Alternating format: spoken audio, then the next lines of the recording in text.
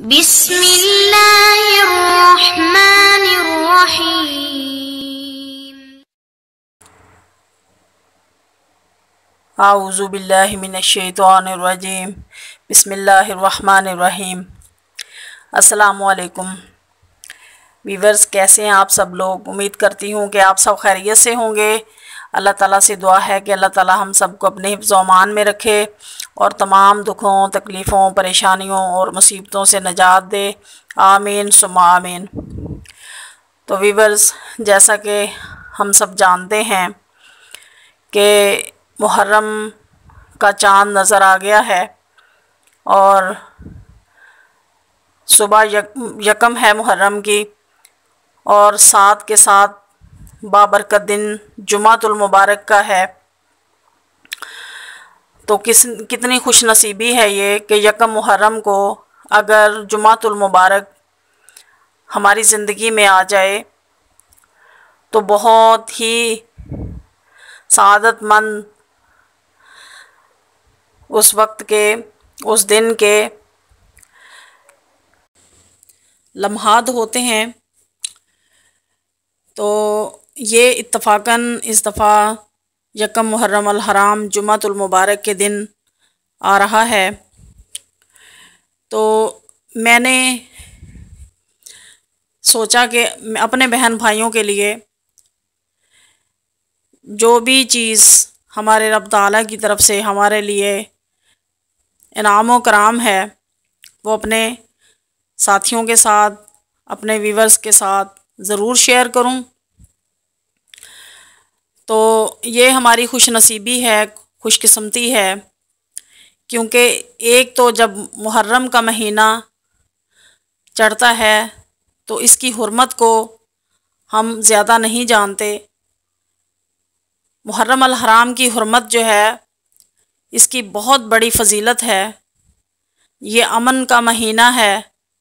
अल्लाह ताला ने पूरे साल में से ये 4 महीने ऐसे रखे हैं कि जिनमें ना तो कत्लो गारत होती है, ना लड़ाई झगड़े होते हैं, करने चाहिए।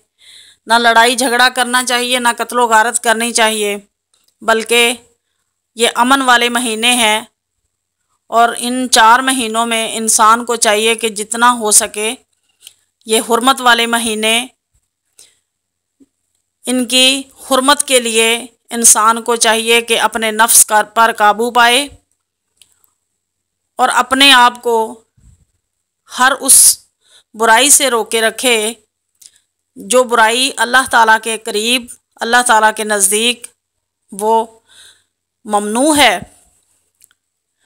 तो मेरे व्यूवर्स, मेरे बहन भाइयों, सबसे पहले हम इस बात का तहय्या करें कि ये जो मुहर्रम अल हराम का महीना है ये हमारी ज़िंदगी में आया है, तो इंशाअल्लाहुल अज़ीज़ अल्लाह पाक इस महीने की बरकत से हमारी ज़िंदगियों में खैर व बरकत अता फ़रमाए।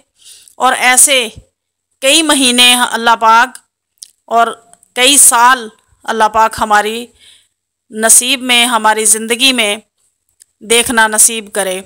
आमीन सुम्मा आमीन।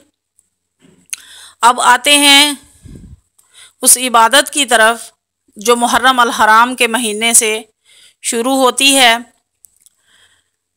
तो मेरे व्यूवर्स, हमें चाहिए कि हम पूरा साल हम दूसरे कामों में मसरूफ़ रहते हैं,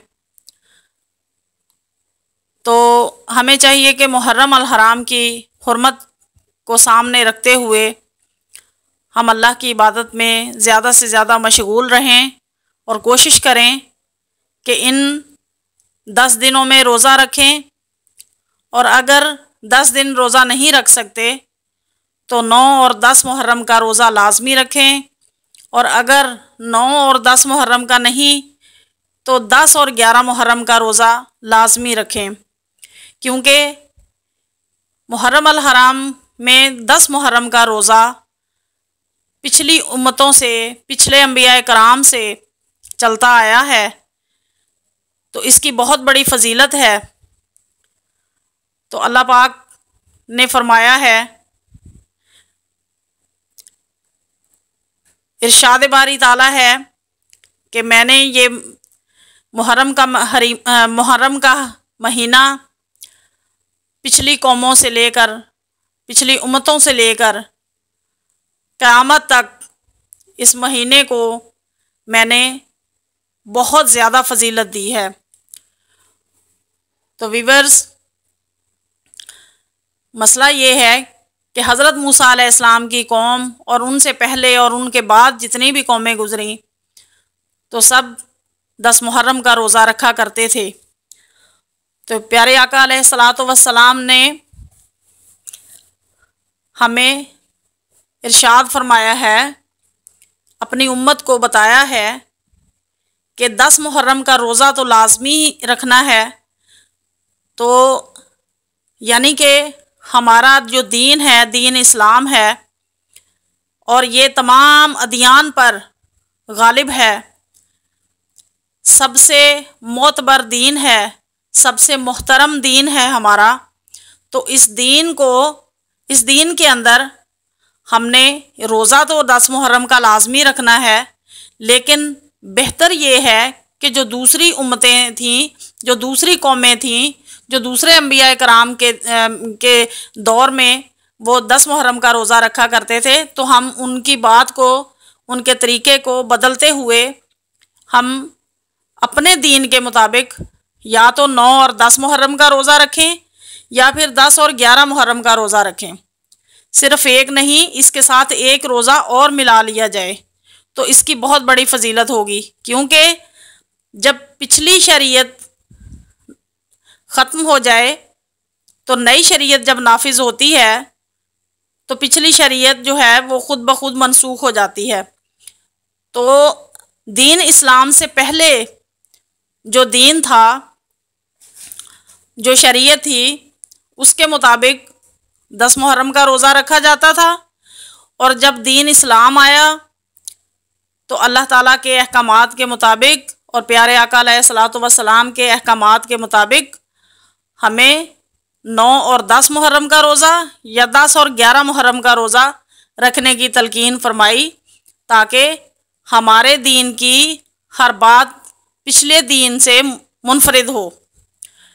तो मेरा ख़्याल है कि मेरे बहन भाइयों को ये बात समझ में आ गई होगी। तो अब आते हैं इस ख़ास इबादत की जानिब। तो जो मेरा बहन या मेरा भाई 10 मुहर्रम अल हराम तक, यकम मुहर्रम अल हराम से लेकर 10 मुहर्रम अल हराम तक सुबह फजर की नमाज के बाद 10 मरतबा दरूद ताज पढ़ेगा, तो इंशाअल्लाहुल अज़ीज़ अल्लाह पाक उस पढ़ने वाले की हर नेक और जायज़ मुराद पूरी फरमाएंगे। और अगर वो तंगदस्त है, मईशत में कमज़ोर है या परेशानी है, तंगदस्ती है, रुपया पैसा है नहीं है, यानी कर्ज़दार है, कोई भी मुश्किल है, किसी भी मुश्किल में है, तो उसके लिए ख़ुसूसी तौर पर उस नीयत से पढ़ें और उस नीयत को सामने रखते हुए अल्लाह ताला से अपने उस मकसद के लिए दुआ करें। तो इंशाअल्लाहुल अज़ीज़ अल्लाह पाक इस दुआ को ज़रूर कबूल करेंगे। तो ये 10 मुहर्रम का, ये यकम मुहर्रम से लेकर 10 मुहर्रम तक हमने सुबह फजर की नमाज के बाद दरूद ताज जो है वो उसकी हमने तिलावत करनी है। तो दरूद ताज को हर बंदा जानता है, हर बंदा मोमिन उसकी पहचान रखता है, हर घर में मौजूद होता है दरूद ताज। तो 10 मरतबा दरूद ताज पढ़ना है और दरूद ताज पढ़ने के बाद जितनी देर पढ़ना है उतनी देर किसी से कोई गुफ्तगू नहीं करनी और बिल्कुल खुशू और खुजू के साथ और तवज्जो के साथ पढ़ना है कि प्यारे आका अलैहिस्सलातु वस्सलाम पर मैं दरूद पढ़ रहा हूँ और प्यारे आका अलैहिस्सलातु वस्सलाम मेरा वो दरूद सुन रहे हैं और मुझसे वसूल कर रहे हैं। तो उसके बाद जो भी कोई दुआ अपने मकसद के लिए मांगी जाएगी वो दुआ ज़रूर इंशाअल्लाहुल अज़ीज़ वो दुआ पूरी होगी। उसके अलावा हमें चाहिए कि हम रातों को जागें, थोड़ा वक्त निकालें, रात का कुछ हिस्सा निकालें, 1 घंटा या इससे भी कम या इससे ज़्यादा, जितनी अल्लाह पाक किसी को तौफीक और हिम्मत दे। तो तहज्जुद के टाइम उठें और नफल पढ़ें, और नफलों के बाद जो दुआ करें अल्लाह पाक से, वो दुआ अल्लाह पाक ज़रूर कबूल फरमाएंगे। तो मैंने ये आजमाया हुआ है और आप भी ज़रूर करें, इंशाअल्लाहुल अज़ीज़ आप अपने मकसद को पहुँचेंगे। अगर कोई बच्चा, बेटा मतलब या कोई भाई नौकरी से परेशान है तो इंशाल्लाह उस नियत से पढ़े तो इंशाअल्लाहुल अज़ीज़ उसे नौकरी मिलेगी। अगर कोई वालिदैन परेशान हैं कि बेटी की शादी नहीं हो रही, रिश्ता अच्छा नहीं आ रहा, या बेटे की शादी नहीं हो रही, बेटे की शादी में रुकावट है, रिश्ता अच्छा नहीं आ रहा, तो इंशाअल्लाहुल अज़ीज़ वो भी इस नियत से पढ़ें। अल्लाह पाक उस नियत से पढ़ने से जो भी मुराद, जो भी दुआ वो मांगेंगे इंशाअल्लाहुल अज़ीज़ अल्लाह पाक ज़रूर पूरी फरमाएंगे। फिर 10वीं मुहर्रम के दिन आपने खैरात करनी है, और खैरात करके आपने तमाम आले नबी सल्लल्लाहु अलैहि वसल्लम की रूह मुबारक को आपके लिए नियाज पका के इस नियत से आपने बच्चों में बांटनी है कि प्यारे आका अलैहिस्सलातु वस्सलाम की तमाम आल औलाद को हदियतन, तोहफ़तन, नजरानतन दुरूद पाक भी बख्शना है जो पढ़ा हुआ है, और उसके बाद जो भी कलाम पाक आप घर में पढ़ें, जो भी पढ़ें, आपने वो हदिया उनकी रूहों को आपने बख्शना है। तो इंशाअल्लाहुल अज़ीज़ आप देखेंगे कि बहुत जल्द आप अपनी मुराद को पहुँचेंगे। तो मेरे बताए हुए वज़ाइफ अगर आप पढ़ते हैं तो मुझे फ़ीडबैक भी दिया करें कि मेरे बताए हुए वजीफ़े आपको कैसे लगते हैं। तो इंशाअल्लाहुल अज़ीज़ आइंदा भी मैं आपकी रहनुमाई करूँगी, और आइंदा भी आपके साथ अच्छे अच्छे वजीफ़े और जितने भी काम की तस्बीहात हैं मैं शेयर करूँगी। तो इंशाअल्लाहुल अज़ीज़ आप मुझे दुआ में याद रखिएगा, मैं आपके लिए दुआ करूँगी। तो मिलते हैं एक नई वीडियो के साथ।